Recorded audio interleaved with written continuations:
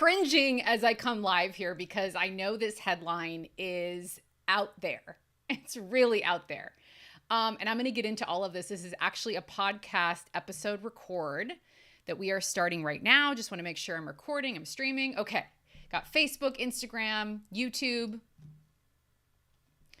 All right. I have been putting off recording this episode for so many reasons. I mean, the main one is it's such a salacious title, right? So I'm going to start right off the bat with a bunch of disclaimers, okay?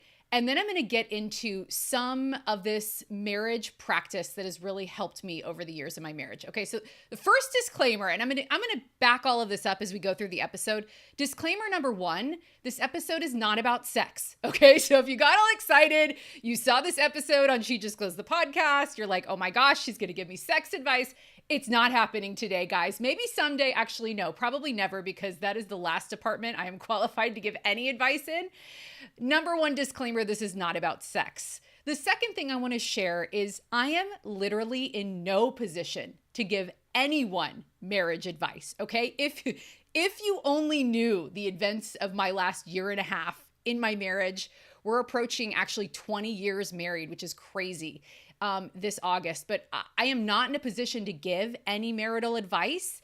As always, the flavor that I bring to She Just Glows and to my joy coaching is I'm sharing what's worked for me. You can take it or leave it, but I am not saying I am any sort of an expert on anything. I'm just a regular girl sharing what's worked for me and what hasn't.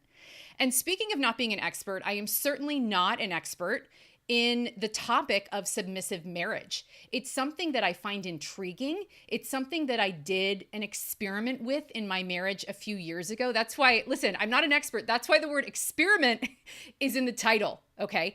But this is stuff that worked in my marriage, and I read it over again recently, and I was like, man, I really need to do some of this stuff again. This is some good stuff. So I wanted to share it today. Basically, every other episode here on She Just Glows the Podcast is me reading a post from my website, shejustglows.com, which I have been posting to for a decade now. A lot of these posts that I read are either wildly popular, or I got a ton of feedback, or it's just really timely. And I'm going to level with you because I'm a busy mom, just like you, juggling a bunch of things. Not just this podcast, but a joy coaching business, working with women just like you every day, meeting you in private sessions and helping you level up your life and get excited again and find the spark again that's been covered up in mommy goo for so long. So that is my life's passion. And I'm so grateful that I get to do what I love every single day. And I thank you for being here.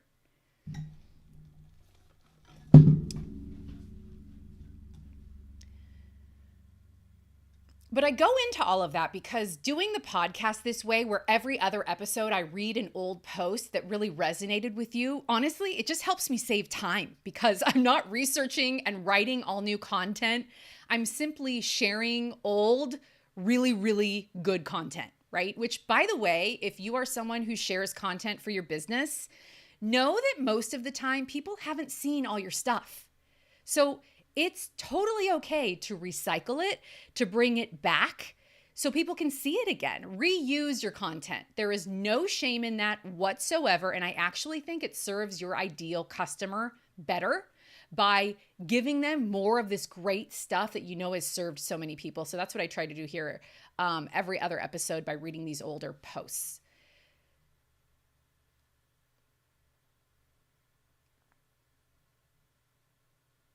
So in this case, this is crazy. I wanted to see what my number one most viewed post was last year. Okay. And I was thinking maybe it was this one I wrote, maybe it was that one I wrote. I was hacked on Instagram, and I've gotten so many people who have found me that way because these hackers over in Nigeria are making it rain money by scamming people and getting into Instagram accounts. It's a whole thing that I've talked a lot about. Because a lot of people email me about that random thing that I shared last year about getting scammed. But anyway, no, my number one most viewed post of all of last year was this one that I'm sharing today. And it's kind of crazy because, to be honest with you, I forgot I write, which is kind of crazy because, to be honest with you, I forgot I wrote it. I wrote it a long time ago, like back in 2016, which I realize that's only 7 years ago because now it's 2023 when I'm recording this podcast. But I mean, gosh, you guys, hasn't the world changed so much since 2016? Just in these short 7 years, I feel like the world has changed so much. And I can almost guarantee, I'm thinking this through, okay, submissive wife marriage experiment. I can almost guarantee you people are just Googling one of the buzzwords in the title and then finding this post, right? I mean, it doesn't take a rocket scientist to figure this out. So the post is called My Submissive Wife Experiment, 5 Things That Are Changing My Marriage. And I wrote this 7 years ago. But last year in 2022, this was my most viewed post over those 12 months with more than 23,000 page views. So I'm just going, what? So to me, that says there are 23,000 people out there who Googled submissive wife and came to this article, okay?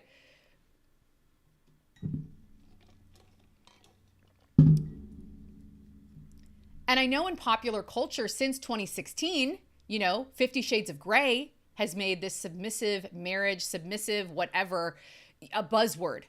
And again, I'm going to drop a bomb on you again. This episode has nothing to do with sex, okay? So if you were all excited about that, I'm sorry to disappoint. It's just not what we're getting into here. Being a submissive wife is a biblical idea. And if you don't believe in the Bible, that's cool. Don't you at least think it's an interesting historical book that sheds light on the practices of ancient cultures? At bare minimum, give me that, right? So even if you don't believe in the Bible, I still think there are good things here, but it really is a biblical principle. And here is the bottom line. If you take nothing away from this episode, but this is what I want you to hear. Being a submissive wife requires a very strong, confident woman. Being a submissive wife requires a strong, confident woman. This is not a pushover. This is not a doormat. This is not for the weak at heart. Because I know you think submissive wife, and what do you think of? A pushover, a doormat, someone who, her husband's always right. He is never held accountable.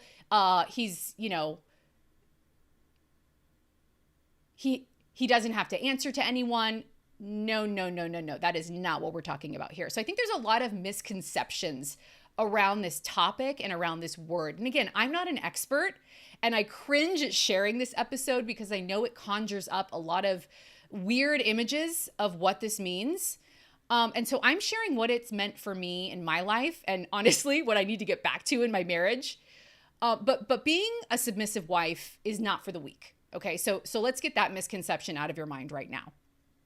And again, I wrote this post before 50 Shades of Grey, and I can almost guarantee that it's picked up steam since that book series came out and the movies and all of that, whatever it was. But we're not talking 50 Shades of Grey submissive here. We're talking about actual submissive in a biblical term, in a biblical sense. So submitting to your husband's authority. Ooh, that is counterculture today. Oh my gosh, I'll probably be canceled by a lot of you just for even saying this. Submitting to your husband's authority as if you're the weaker sex. Again, this is not being a doormat. This is not being a weak person. It's really, in a nutshell, staying in your own lane. And that is the lane, not that you're told to be in by the establishment or the man or whatever you want to think. No, it's the lane that you agree on with your husband. So you've agreed that this is the lane you want to be in. You've agreed together, and it's really just staying in your own lane. It simplifies so much.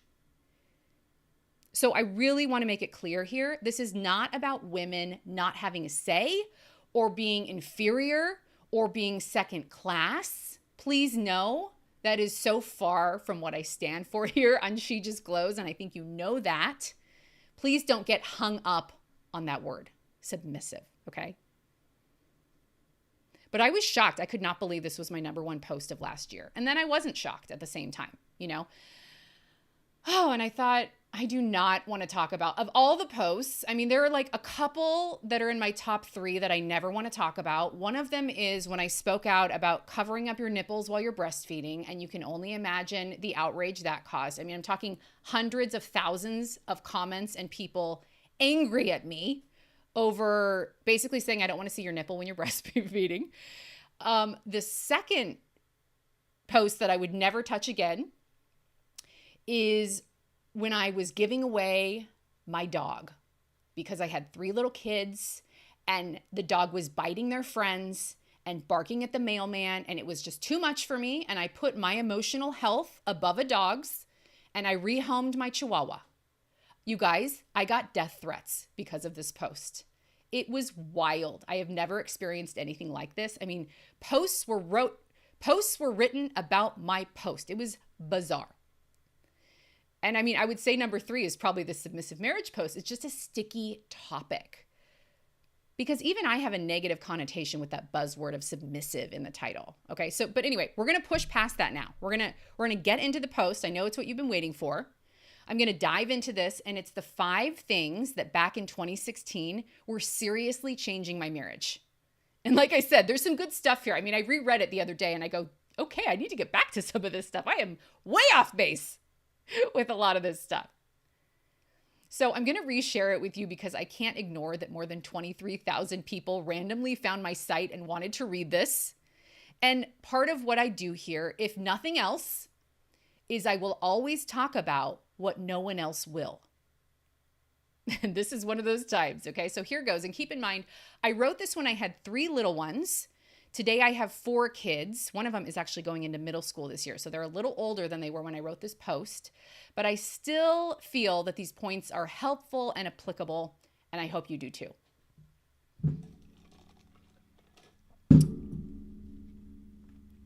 Okay, here goes. If you're turned off by the word submissive in the title, trust me, I get it. Keep reading. Disclaimer, I'm not a perfect wife and quite often a very crummy one. I'm also not a marriage counselor or expert on submissive marriage. I'm simply sharing what's worked for me. It was nap time. I'd finally gotten all 3 boys to sleep. I collapsed onto the couch and flipped through the channels on the TV until I landed on the Submissive Wife's Guide to Marriage on TLC. I'd never heard of the show and I was immediately intrigued. But what does it mean? It means going back to the Bible and learning about what God says about marriage and wifehood. Submissive? Ugh. I mean, the word gives me the creeps, the heebie-jeebies. It makes me think of a slave or a servant, a woman who doesn't speak and who doesn't ever do anything for herself, who lives to serve her husband, a man who must clearly be a tyrant. Nope, not at all. The show profiles Tara Furman, a well-spoken, middle-aged Christian wife in North Carolina. She's in a happy, more than 25-year marriage, and she credits it to her choice to be a submissive wife. Does it mean she doesn't have an opinion and lets her husband control her? No. It means she focuses on being her husband's helper, lover, and supporter. And as a result, he treats her like a queen. In fact, I think being a submissive wife takes a very strong and confident woman. So, about 8 weeks ago, without saying a word to my husband, I started my own submissive wife experiment. I took a few points from the show and adapted them into my own marriage. It's been amazing. Here are a few of the changes I've made. Number 1, physically greet my husband at the door when he gets home from work with a smile and a kiss, or at least a great attitude. In the show, Furman asks the viewer, is your dog the first person to greet your hubby when he gets home? Think about it. Your husband's been working all day.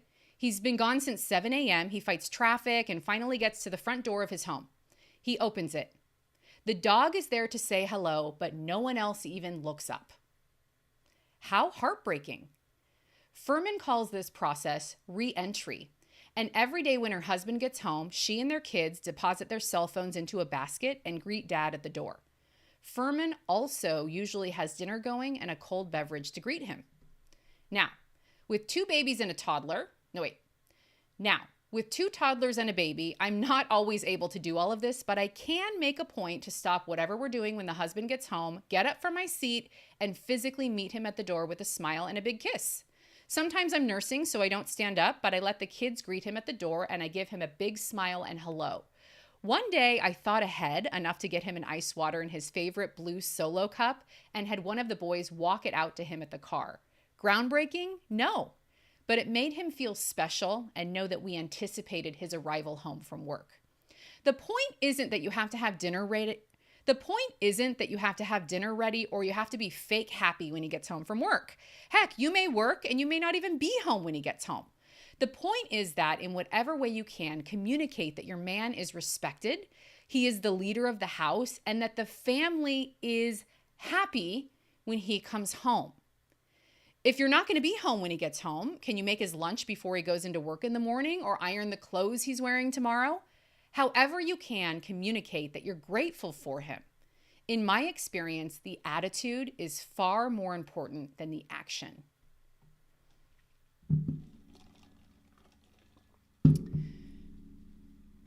Number 2, embrace my role as my husband's helper. I've heard this phrase before, but it hadn't really resonated until seeing the show. I can control my own life, the kids, the house, but when it comes to my husband, I can be content to be his helper. And here's what changed it for me.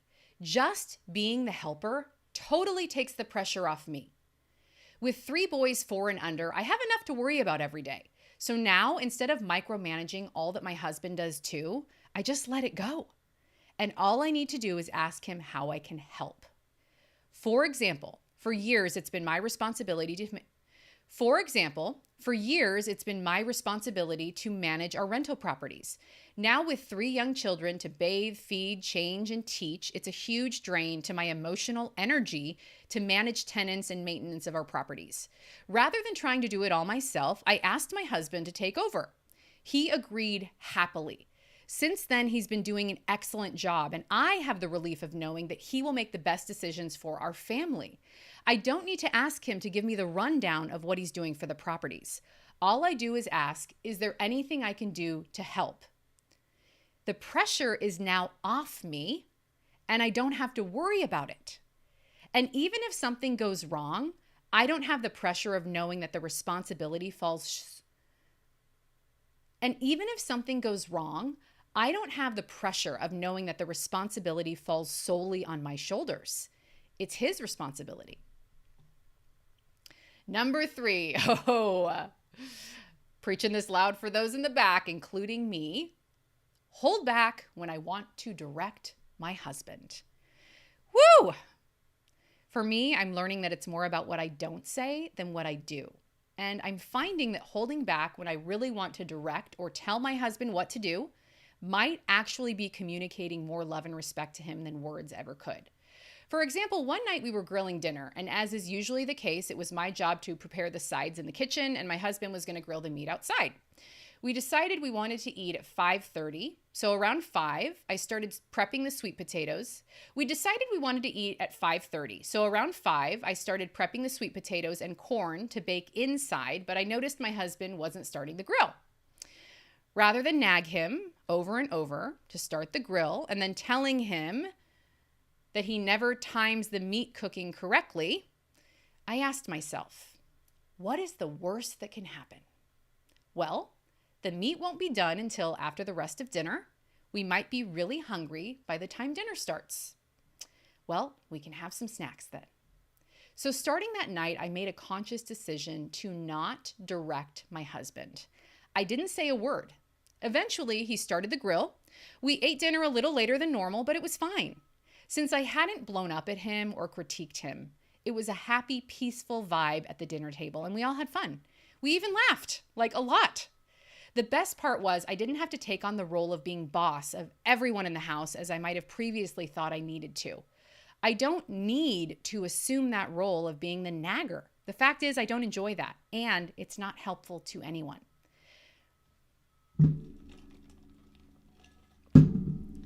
As I continue implementing this lack of directing my husband, I'm realizing I actually don't need to nag.